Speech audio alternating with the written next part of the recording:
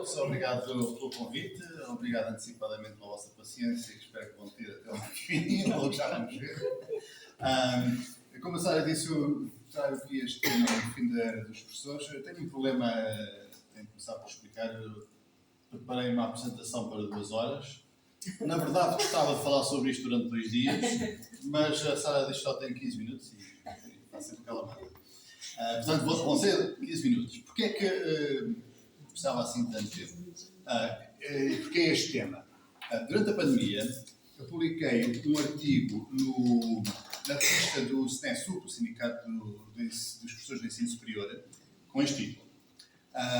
Porquê? Porque na instituição onde eu estava na altura, não estou, havia realmente uma grande, vamos dizer, que demonstrada vontade de, em vez de professores, passarmos a ter assim os miúdos para gerir as plataformas de conteúdos, era muito melhor. As pessoas são chatas, têm a mania que sabem, que querem mandar, que têm vontade própria, que pensam, é possível, que pensam. Isto, professores, não era muito bom. Preferiam claramente passar sem professores. Naquele sítio eu comecei por ouvir dizer que isto, o tempo das férias é que é bom, não há alunos. Durante a pandemia chegou ao ponto de isto agora quando não há professores ainda é melhor. Daí eu ter publicado esse artigo na revista do SNESUP e devo dizer-vos que esse artigo não me trouxe amigos. Não. Em grande parte porque eu acho que não expliquei convenientemente o meu raciocínio. Por isso a minha ideia hoje é ir mais ao fundo, ir à antiguidade grega, começar, pois exatamente, é por isso mesmo que o tempo é curto, até porque eu gosto muito de história, e as coisas interessantíssimas que eu descobri quando estive a preparar esta apresentação realmente dava para eu falar durante 2 dias. Como vão ver, são coisas interessantíssimas. Pode, por favor, passar. Eu quero resolver o problema do tempo desta forma. Portanto, tenho estes 5 pontos para cobrir. Sobre a evolução histórica, realmente podíamos ficar aqui 2 dias, mas eu vou fazer isto muito rápido. E depois, no texto da comunicação, tenho os links para quando quiserem, se quiserem aprofundar algum destes temas. Depois vamos falar sobre métodos de ensino. Sara, está em inglês, mas olha. Eu sei. Estou a perceber. Vamos falar sobre o papel da tecnologia na evolução, ou não evolução, do ensino superior. E depois, chegando aos dias 2, vamos falar nos fatores que estão, digamos que, conflituar para forçar, ou não, alguma evolução no ensino superior. E pensamentos finais. Portanto, este ponto inicial, que como vão ver, tem um monte de slides, vai ser tudo feito a correr, só para ficarmos com uma ideia muito vaga, e por isso pedi, por favor, para passar já ao próximo, para começarmos no Egito Antigo, onde há os primeiros registros que eu encontrei de formas de ensino superior, não eles chamavam, universidades na altura, chamavam as casas da vida. Não sei se é a tradução mais correta para português, já é a tradução do egípcio antigo para inglês e para português, portanto pode-se perder aqui algum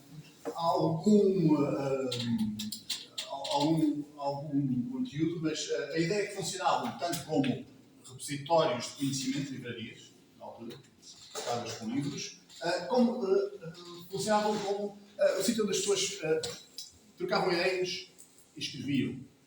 Escritório, com foco naquilo que eram as áreas científicas mais importantes da altura. Pode passar, por favor. Temos de chegar rápidos. Passo já para a Grécia Antiga, onde se criaram estas academias do Platão primeiro, depois o Liceu de Aristóteles. A ideia já era, eu vou estudar com Aristóteles, ou o meu filho vai estudar com o Platão, ou com o outro mestre. A ideia já era, claramente, já aqui havia um professor. Já aqui havia uma marca pessoal, no fundo, digamos assim. Pode passar, por favor. Enfim, aqui no Ocidente não temos o exclusivo da humanidade. Já havia a humanidade do resto do mundo e passavam-se coisas muito interessantes no sul da Ásia, nomeadamente naquilo que é agora o Paquistão, nesta cidade com o nome que eu não estou a pronunciar, mas onde mais focado em currículos religiosos, mas também seculares, já havia ensino superior neste sentido desde o século V a.C.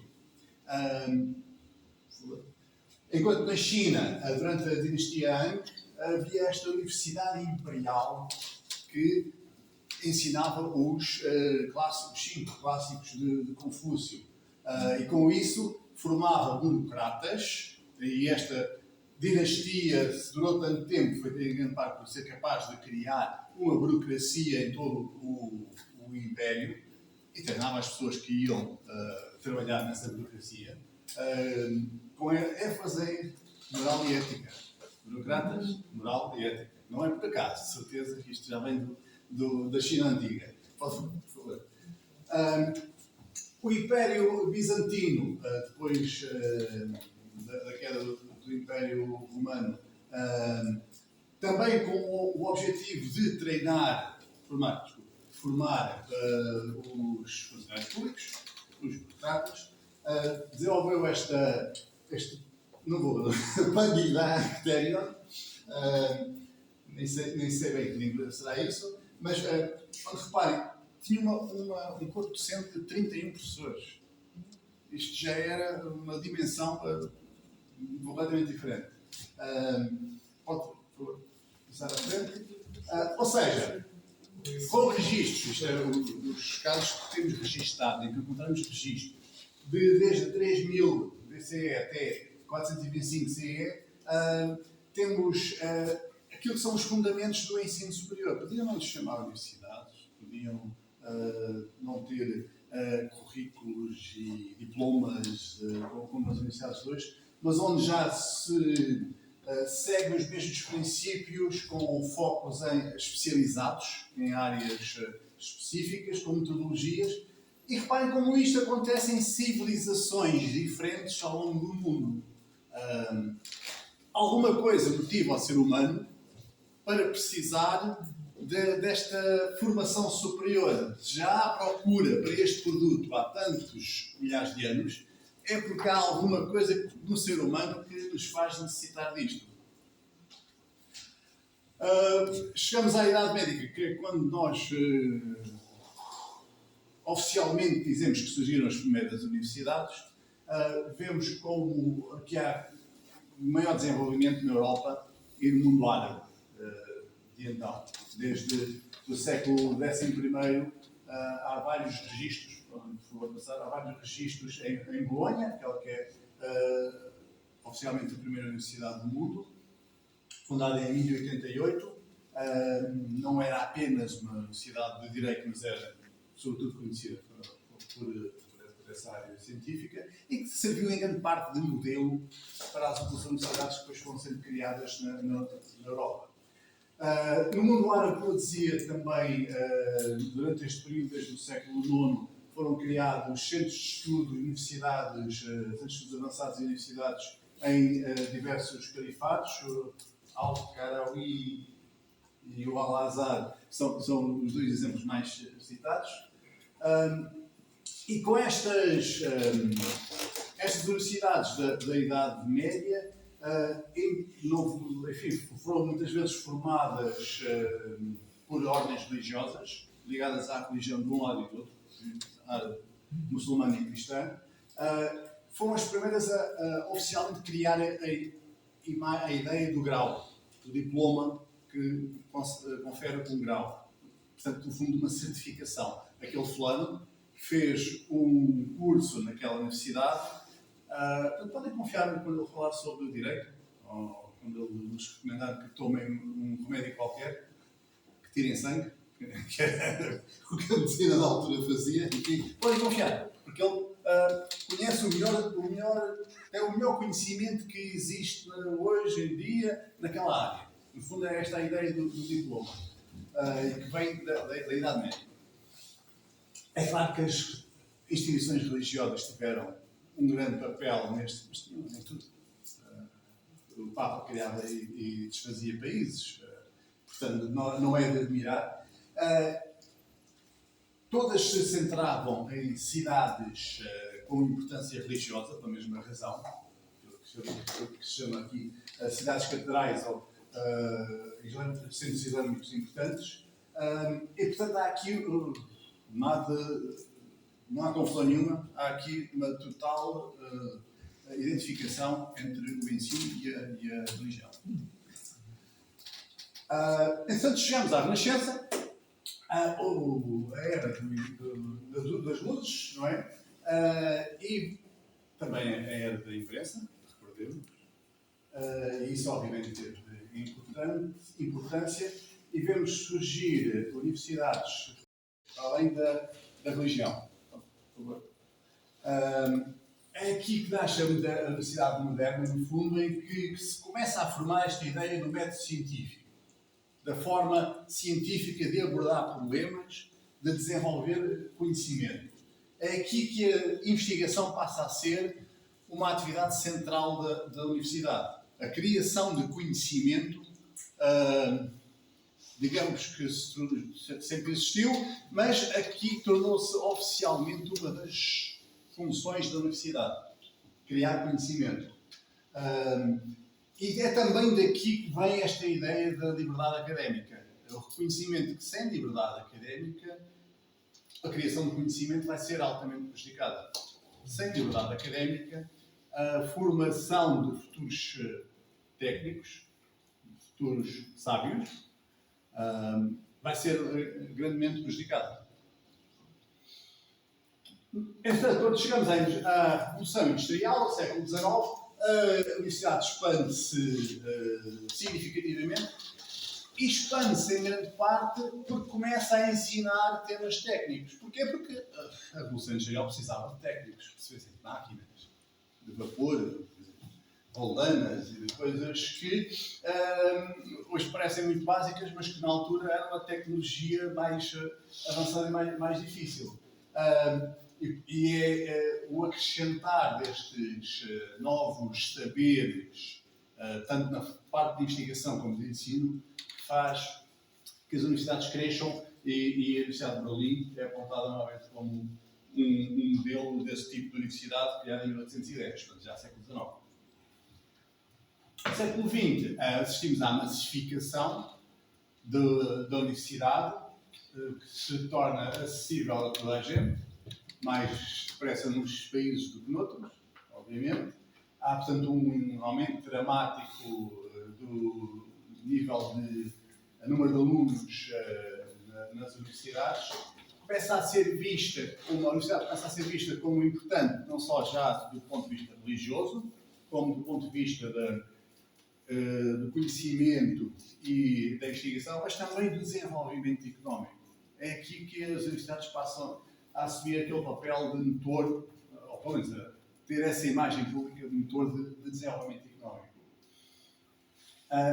Sobretudo no pós-guerra, no pós-segunda guerra. Com isto tudo, o que nós vemos é que ao longo... Já cheguei ao século XX, já passei aqui uma visão rápida de tudo aquilo que conhecemos hoje em dia sobre o desenvolvimento do ensino superior, e o que vemos é que ao longo destes milhares de anos o papel da universidade se alterou. Foi digamos que, adquirindo competências, foi, digamos que, crescendo até se tornar naquilo que é hoje em dia esta ideia do sistema universitário na investigação, no ensino, na formação profissional de profissionais e de pessoas e no desenvolvimento económico. Segunda parte. E os métodos de ensino são os mesmos, desde a antiguidade egípcia até aos dias de hoje. Os métodos de ensino, resumidamente, é isto. Mudaram muito. Começámos com um método tutorial em que o fulano tal ia estudar com o Platão, em que o não sei quantos ia estudar com o Santo. Ele não era Santo. Enfim, com o clérigo famoso. E passámos a certa altura, pode pôr a pessoa seguinte, este era o sistema medieval, que havia um mentor, E era ele que ajudava o estudante a descobrir o que é que ele queria estudar, depois a estudar o que ele queria estudar e a tornar-se especialista naquela área. Sim, já não me lembro. Passámos, a certa altura, como vamos ver durante a Renascença, passámos para o modelo da sala de aula. Da formação especializada, ter um professor para esta área, ou um professor para aquela área, e ter uma turma que vai passando de um professor para o outro, ou muitas vezes os estudos vão passando e ficam todos na mesma sala, mas a evolução do tutor para o professor deu-se nesta altura da Idade Média. Depois da Revolução Industrial foi preciso acrescentar aqui uma componente mais prática ao ensino de disciplinas mais práticas, das engenharias, das áreas técnicas. E isso também veio alterar os métodos de ensino. Entretanto, no século XX, a tecnologia evoluiu muito mais rapidamente, como sabemos, nomeadamente a tecnologia digital, e isso veio trazer outros métodos de ensino, já não tão dependentes da proximidade entre professor e turma, ou entre tutor e estudante. Já é possível, passou a ser possível fazer esta interação à distância com estes instrumentos digitais. E há aqui, portanto, em termos de evolução dos métodos de ensino, eu acho que o mais importante é esta mudança do tutor para o professor. Porque no modelo tutor, o centro é o estudante, é ele que tem que fazer o trabalho, e é ele que tem que, com auxílio, por isso é que precisa estar próximo do tutor, mas com o auxílio do tutor, é ele que tem que estudar. Enquanto que no modelo do professor, o centro é o professor. É ele que tem que ensinar a turma. E os bons professores ensinam bem. Uma questão que eu gostava de discutir depois no pedido de debate. Pode começar, por favor. Não quer dizer que esta evolução tenha acabado.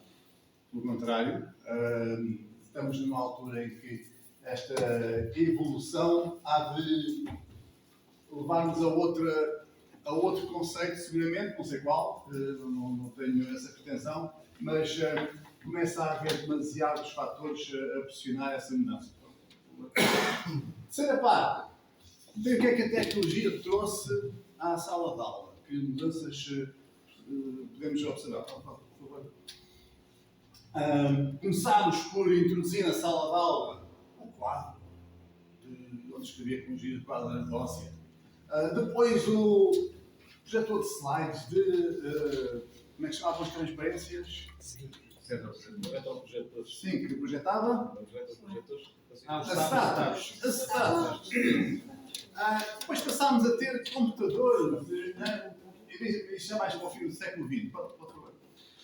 Passámos a ter computadores e a internet. Passámos ok, se calhar já nem precisamos de projetar, porque cada qual pode ver no seu próprio computador, cada um pode ver.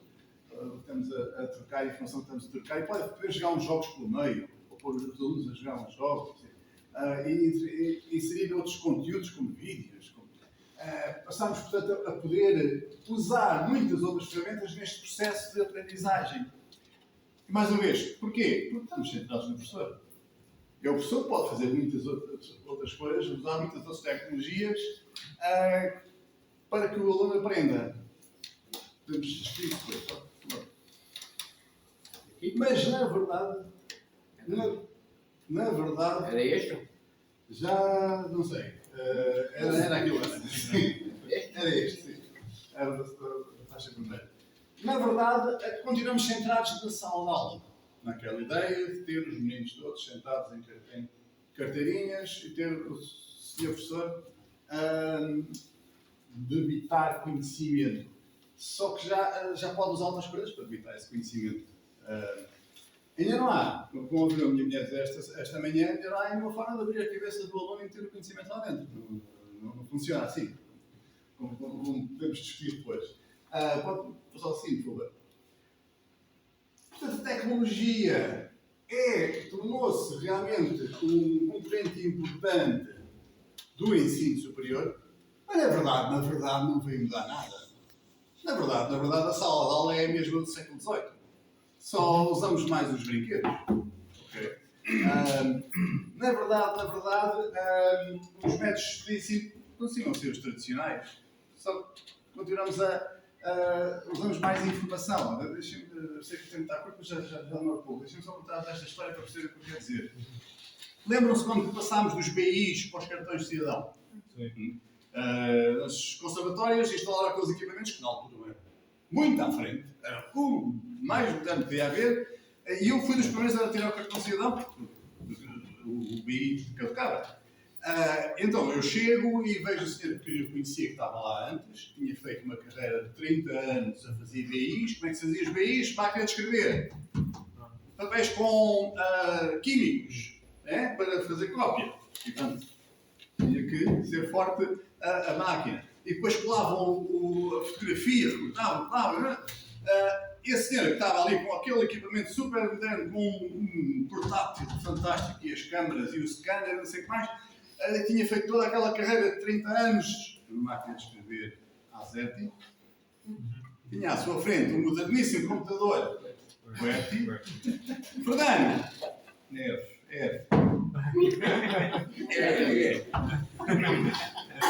Demorei hora e meia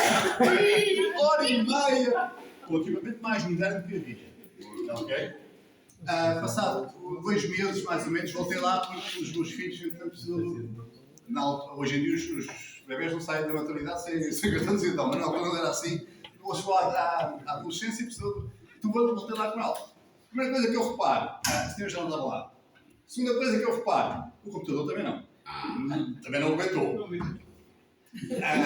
Eu sinto que, nas minhas aulas de hoje em dia, eu uso vídeos e uso materiais audiovisuais e uso PDFs e ponho-os a jogar jogos e tanto. Mas eu estou só a carregar cada vez com mais força, mas é da mesma forma. Estou a fazer as mesmas coisas com material mais moderno, mas só estou a carregar mais. Isto é uma pergunta. Melhor não gostar. Ok, sim senhora, somos muito modernos hoje em dia. Temos uma tecnologia fantástica. Mudamos alguma coisa? Não parece, podem mudar o slide. Então, passando a hoje em dia. O que é que temos hoje em dia que pode provocar mudanças? Eu organizo isto em 4 partes. Mercado, politiquices internas das instituições, a tecnologia e a sociedade.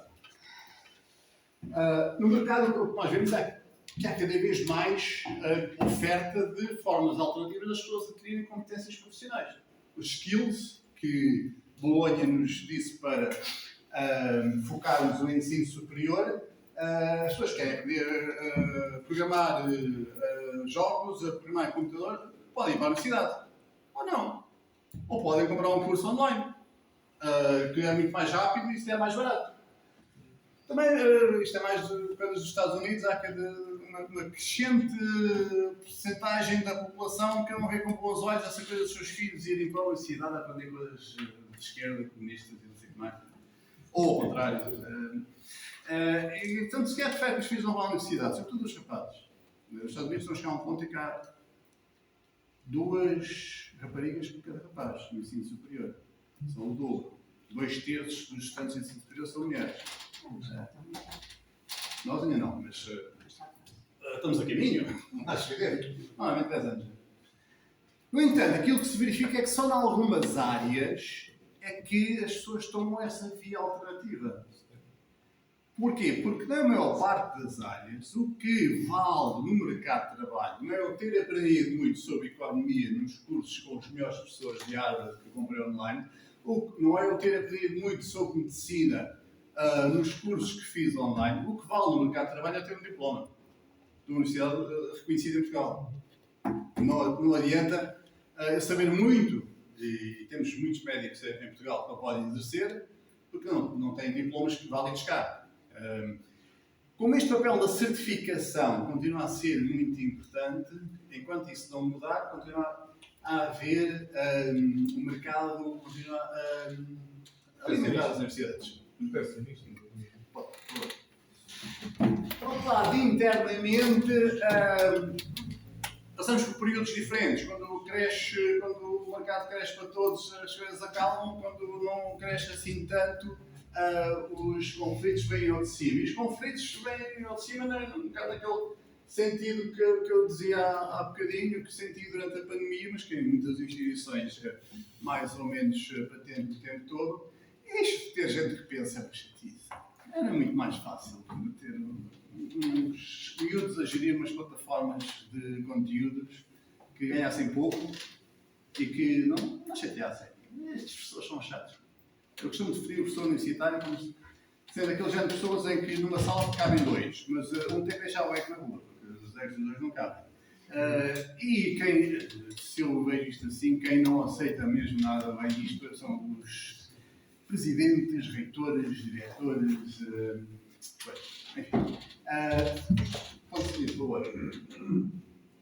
Depois temos este elefante na sala, que ameaça trazer grandes alterações ao ensino superior.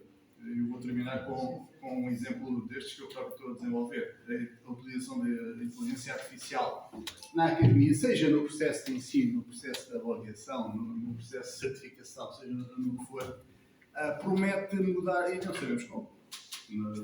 Verdadeiramente, temos que dizer que não sabemos como. Finalmente, o último.